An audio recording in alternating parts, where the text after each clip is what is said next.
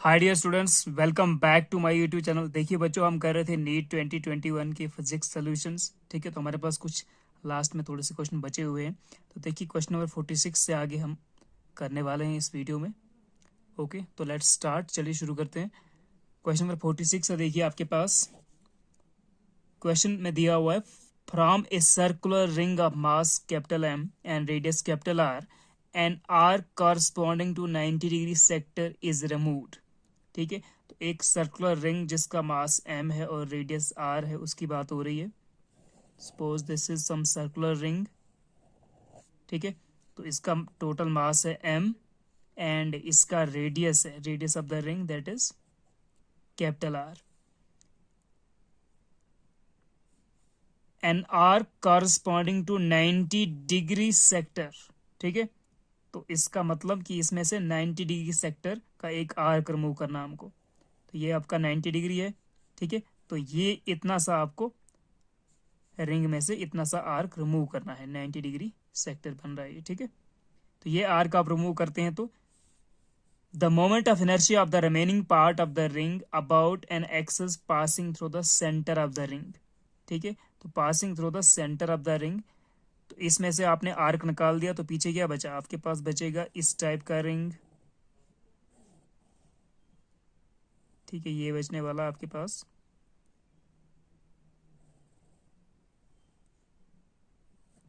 ठीक है, तो कहता है इसके सेंटर से इस एक्सिस के थ्रू निकालो इस बची हुई रिंग का मोमेंट ऑफ इनर्शिया। ठीक है, तो इसका आई क्या होगा? ठीक है, moment of inertia of the remaining ring through its centre. ठीक है, तो रेडियस तो फिर भी आर होगा एंड अब देखिए जो रिंग का मास होगा दैट इज एम, तो ये रिमेनिंग मास है वो कितना होगा वो देखते हैं। तो रिमेनिंग मास कितना हो जाएगा? M dash is equal to total mass M था, उसमें से फोर्थ पार्ट हमने कट किया, 1/4 मास को रिड्यूस किया या कट आउट किया, एम माइनस 1/4 ऑफ एम। तो कितना बचेगा? 4m minus M upon 4 is equal to कितना बचेगा? 3m/4। तो 3/4 एम मास बचेगा। ठीक है, तो इसका जो मास है that is 3/4 M and radius R है। तो देखिए moment of inertia of the original ring क्या था? I is equal to M R square होता है inertia of the ring through its centre. ठीक है, तो एम आर स्क्वेयर होता है, तो इसका क्या बनेगा? That is I dash is equal to M dash into R square. M dash कितना है? 3/4 एम इंटू आर स्क्वेयर। ठीक है, तो ये होगा आपका ऑप्शन। तो इसने आगे बोला हुआ कुछ,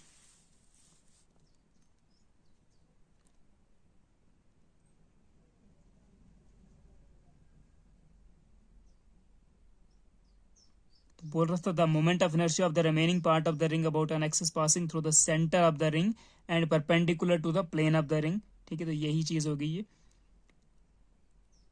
इज के टाइम्स एम आर स्क्वेयर। तो इसने इसका जो मोमेंट ऑफ इनर्शिया दिया है, ठीक है, आई डैश, वो दिया है के टाइम्स एम आर स्क्वेयर के बराबर।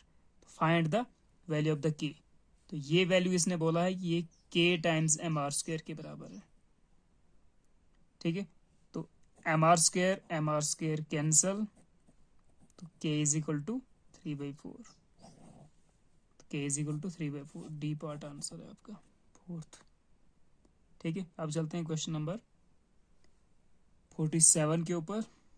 सो now students we have question number 27। कहता है in the product F is equal to Q V cross B is equal to Q V into B को इसने वेक्टर फॉर्म में लिखा है in terms of X axis Y axis and Z axis. B I unit vector plus B J unit vector plus B naught K unit vector for Q is equal to 1। Charge 1 दिया है, velocity दिया है ये वाला value and force दिया है ये वाला value. What will be the complete expression for B vector? ठीक है, तो मैग्नेटिक फील्ड का वेक्टर फॉर्म यहाँ पर इसका वैल्यू निकालना है, इन चार में से कौन सा करेक्ट है देखते हैं। ठीक है, तो सबसे पहले देखिए ये क्या दिया है, दिस इज मैग्नेटिक फोर्स। ठीक है, तो magnetic force F is equal to q into v cross B होता है। इसका मतलब जो मैग्नेटिक फोर्स F का जो डायरेक्शन होगा that will be perpendicular to, ठीक है, direction of velocity and direction of magnetic field. ठीक है, जिस तरफ वेलोसिटी होगा उसके परपेंडिकुलर होगा मैग्नेटिक फोर्स का डायरेक्शन F का, और मैग्नेटिक फील्ड के भी परपेंडिकुलर होता है। ठीक है, तो दिस F इज, इसका डायरेक्शन परपेंडिकुलर होगा, V के भी परपेंडिकुलर और B के भी परपेंडिकुलर। तो यहाँ पर अगर आप वैल्यूज पुट करते हैं कि इज इक्वल टू 1, V की जगह पे ये पुट करते हैं, B की आपकी कोई वैल्यू पुट करते हैं। ठीक है, तो वैसे भी हो सकता है, ठीक है, वैसे भी निकल सकता है, लेकिन हम इसको थोड़ा ट्रिकी करेंगे। तो हम इसको क्या करेंगे, देखिए ऐप का जो वैल्यू है, ठीक है, फोर्स का जो भी वैल्यू इसने दिया हुआ है, फोर्स वेक्टर को लेकर और मैग्नेटिक फील्ड जो आंसर से हमारे पास चार, इनमें से ये वाली वैल्यू लेकर हम चेक करेंगे कि अगर फोर्स और वेलोसिटी या फोर्स और मैग्नेटिक फील्ड, ठीक है, परपेंडिकुलर होते हैं तो उनका डॉट प्रोडक्ट जीरो होना चाहिए दोनों केसेस में। ठीक है, तो हम यहां से क्या करेंगे, हम फोर्स का वैल्यू उठाएंगे और यहां से ऑप्शंस चेक करेंगे। ओके, तो यहां से भी वैल्यू उठाएंगे और हम एफ डॉट डी का वैल्यू, एफ डॉट पी का वैल्यू चेक करेंगे। अगर उनका डॉट प्रोडक्ट जीरो आता है तो मीन्स वो वाला ऑप्शन ठीक है। ठीक है, तो चलिए टेस्ट करते हैं, पहला वाला देखते हैं तो क्या आ जाएगा एफ डॉट बी वेक्टर के लिए। देखिए फोर्स, तो एफ डॉट बी वेक्टर हमारे पास आना चाहिए जीरो, डॉट प्रोडक्ट। फोर्स कितना है, 4i minus 20j plus 12k unit vectors. Dot product किसके साथ, ए ऑप्शन ले लो, -6i minus 6j minus 8k। ठीक है, तो कितना आ जाएगा, डॉट प्रोडक्ट में क्या होता है, ठीक है, आयत आयत का मल्टीप्लाई प्लस जेथ कोफिशिएंट का multiply plus kth and kth का कोफिशिएंट का मल्टीप्लाई। तो 4 इंटू -6 प्लस यहाँ पे -20 है जेथ कंपोनेंट, यहाँ पे है -6 प्लस यहाँ पे 12 है केथ कंपोनेंट, यहाँ पे है -8। देखते हैं कितना आता है, तो चार्ज के 24 -24 माइनस माइनस प्लस, ठीक है, बीच की 120 -12×8 = 96। ठीक है, तो that comes out to be 120 minus 96 और 24 कितना होता है, 6 4 10, 9 2 11 1 12। ठीक है, तो ये 120 माइनस 120 यानी 0। तो पहला ऑप्शन जो है यही करेक्ट है। तो ठीक है, तो जिसको ये पेपर मिला होगा इसका मतलब उसको जल्दी से निकल गया होगा ये क्वेश्चन। ठीक है, तो फर्स्ट ऑप्शन इज करेक्ट। इसका मतलब अगर दूसरा भी आप चेक करते, अगर सेकंड ऑप्शन को भी ट्राई कर सकते थे आप, थर्ड। तो अगर सेकंड को आप टेस्ट करते हो जैसे, तो कितना आ जाएगा, 4 8 × 8 × 48, ठीक है, प्लस -20 × 8 कितना होता है, बी 8 160 -160, फिर 12 इंटू -6 72। ठीक है, तो ये वैल्यू काफ़ी इंक्रीज हो रहा है, ये नॉन जीरो आएगा।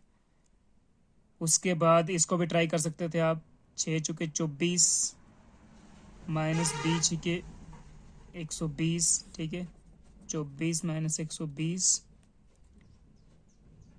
थर्ड टर्म को देखते हैं, 12 इंटू -8, दोबारा 96। ठीक है, तो ये फिर नेगेटिव वैल्यू हो रहा है, ये भी नॉन जीरो आएगा। ठीक है, तो आपका पहला ऑप्शन करेक्ट था, इसमें ये वाला जो है -6 -6j -8k। ठीक है, तो ये ऑप्शन करेक्ट है। अब चलते हैं क्वेश्चन नंबर 48 जो है, 48 को हम बाद में करेंगे। ऑप्टिक्स के 2-3 क्वेश्चन है, 2 क्वेश्चन आई थिंक थोड़े से कॉम्बिनेशन ऑफ लेंसेज पे हैं, ये तो सिंगल कन्वेक्स लेंस पे है। ठीक है, तो इसमें थोड़ा डिस्कस करना पड़ेगा। हम चलते हैं क्वेश्चन नंबर 49 के ऊपर। सो क्वेश्चन नंबर 49 है, देखिए हमारे पास, two conducting circular loops of radii r1 and r2 are placed in the same plane with their centers coinciding। ठीक है, तो 2 लूप्स इसने लिया हुआ है, 2 सर्कुलर लूप्स, उनके सेंटर्स कोइंसाइड कर रहे हैं, रेडियई R1 एंड R2, ठीक है। तो एक का रेडियस R1 है, दूसरे का R2 है। तो if R1 is greater than R2, ठीक है, तो R1 जो है ग्रेटर देन है R2 से, इसका मतलब छोटे का रेडियस R2, बड़े का रेडियस R1 है। The mutual inductance M between them will be directly proportional to, ठीक है। तो इनका म्यूचुअल इंडक्टेंस क्या होगा? देखिए म्यूचुअल इंडक्टेंस का फॉर्मूला क्या होता है, म्यू नॉट N1 N2 पाई R square upon twice R, ठीक है। R इस यहाँ पे हम लेते हैं smaller loop radius and capital R हम क्या लेते हैं, कैपिटल R लेते हैं लार्जर लूप का,